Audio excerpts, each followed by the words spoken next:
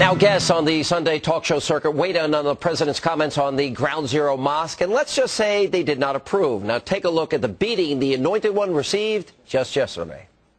It was about probably the dumbest thing that any president has said or candidate has said since Michael Dukakis said it was okay to burn the flag. He basically said that the 70% of Americans who are opposed to this controversial imam building this controversial mosque at Ground Zero are seeking to deny the religious freedom of Muslims in this country. That's how he cast it. And I think the president, by the way, is trying to have it both ways, because I don't know of anyone who is saying that Muslims do not have the right to practice their religion, but with rights go responsibilities, and that's the part of it the president didn't comment on. I don't think it should be allowed to be there if it's going to be some type of way to undercut the truth, the reality of 9/11. Washington, the White House, the administration, the president himself seems to be disconnected from the mainstream of America, and I think that's one of the reasons people are so frustrated. Yikes. So just how badly will the president's comments hurt him and the Democrats? Joining me now with reaction is the chairman of the Republican Party, Michael Steele, is back with us. Michael, welcome back. Hey, it's good to be back, Sean. All right, first of all, your reaction to the president's comments Friday night and then him trying to pull back or attempting to pull back on Saturday. Sure. Let me start by saying that no one can come close to the eloquence of Ms. Burlingame, who I think expressed the frustration and the fears of a lot of the families from 9/11. And so that is at the heart of this whole thing.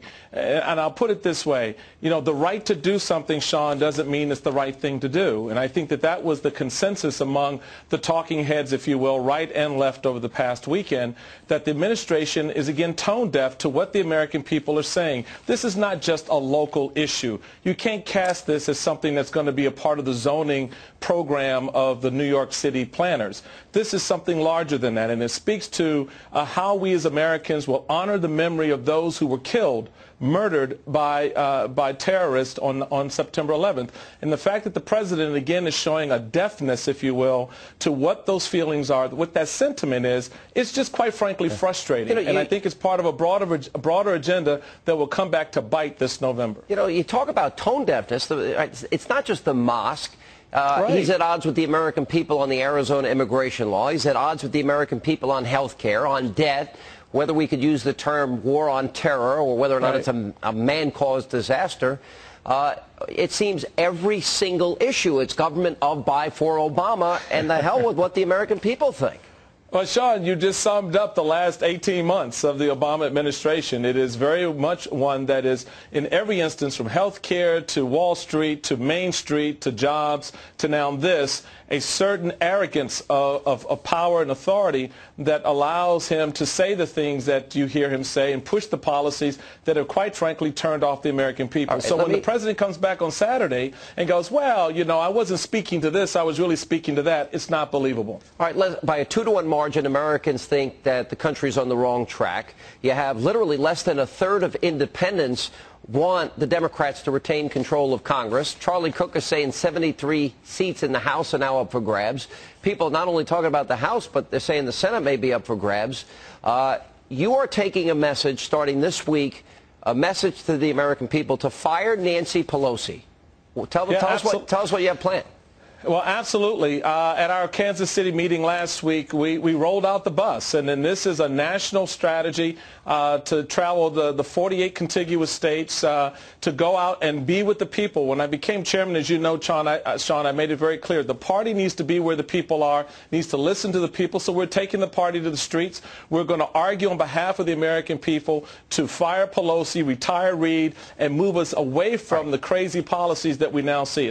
One of the things I have been suggesting, pushing, hoping for is that the Republican Party put down on paper their conservative principles. You know, look, the president keeps saying the Republicans are the party and no, the party and no, the party and no. Oh, well, saying no to Obamacare and saying no to reckless deficit spending and saying no to earmarks is not necessarily a bad thing. You and I have spoken about this. Is there going to be commitments on paper by the Republicans that are running for office? Do you anticipate that? You've told me in the past you think it will.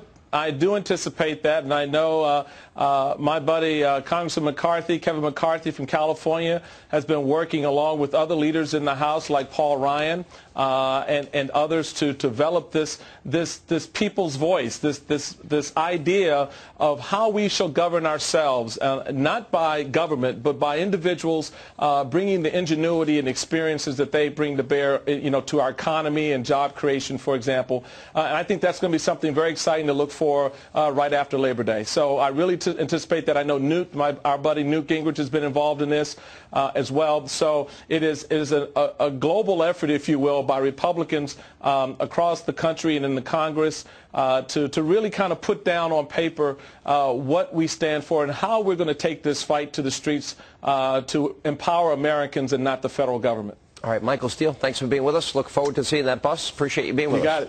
You got it, Sean. And coming up, a shocking new poll shows